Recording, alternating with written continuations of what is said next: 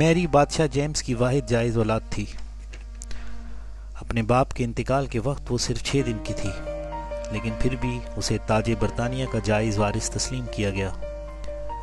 میری کا بچپن فرانس میں گزرا۔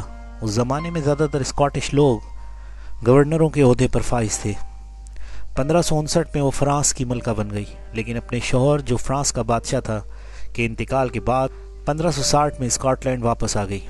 4 سال بعد اس نے اپنے کزن ہنری اسٹیورٹ سے شادی کر لی۔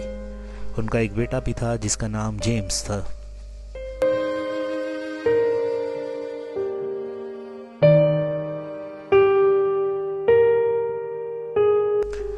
1567 میں ہنری اسٹیورٹ اپنے مکان میں مردہ پایا گیا۔ اسی سال میری نے برطانوی تاج حاصل کرنے کی کوشش کی، کیونکہ اقتدار میں اسکاٹش لوگوں کی اکثریت تھی اور ان میں سے بہت سے گورنر بھی تھے، لہٰذا وہ ملکہ منتخب کر لی گئی۔ لیکن صرف 7 دن ملکہ رہنے کے بعد اسے گرفتار کر لیا گیا اور اس کی جگہ الزبتھ I کو ملکہ بنا دیا گیا۔ اسی دوران اس کے شوہر پر بھی مقدمہ قائم ہوا، لیکن وہ اس مقدمے کا سامنا کیے بغیر ہی مر چکا تھا۔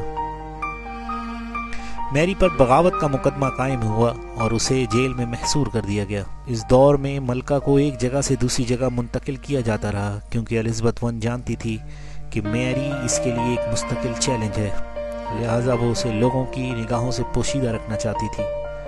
بالآخر مقدمہ قائم ہو چکا تھا اور مختلف قسم کے گواہان کو پیش کیا جا چکا تھا، یہاں تک کہ میری کے وہ خطوط بھی منظر عام پر آ گئے جس کے بارے میں میری کو یقین تھا کہ وہ محفوظ جگہ ہیں اور کبھی منظر عام پر نہیں آ سکیں گے۔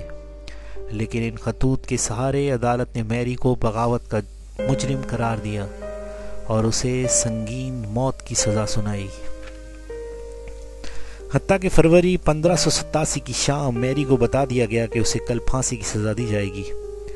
اس نے زندگی کی آخری گھڑیاں عبادت میں گزاری، اپنی چیزیں اپنے ملازموں میں تقسیم کی، ایک وصیت تحریر کی اور فرانس کے بادشاہ کو ایک مکتوب روانہ کیا۔ علی صبح ملکہ کو موت کے کمرے میں پہنچا دیا گیا۔ تمام ہی شاہی لوگ ماتمی لباس میں ملبوس تھے۔ ملکہ کو اس مقام تک لایا گیا جہاں اس کا سر کاٹنا تھا۔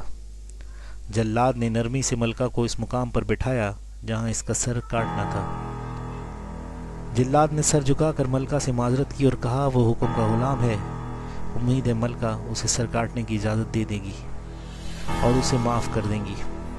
ملکہ نے اقرار میں گردن ہلائی اور کہا اس نے اسے دل کی گہرائیوں سے معاف کر دیا ہے، اب وہ جلدی کرے تاکہ اس کی روح کو اپنی قرار حاصل ہو سکے۔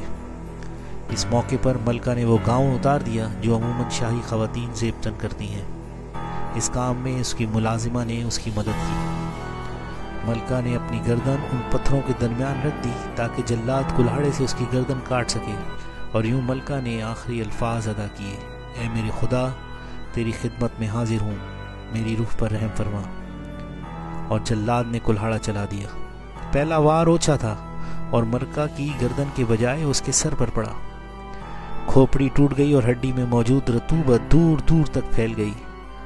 جلاد نے فوراً ہی دوسرا وار کیا اور ملکہ کی گردن کاٹ دی۔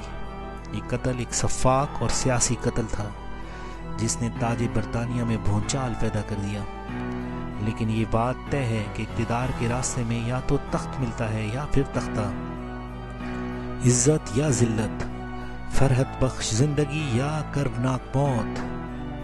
یہ سچ ہے کہ یہ سیج کانٹوں کی سیج ہے۔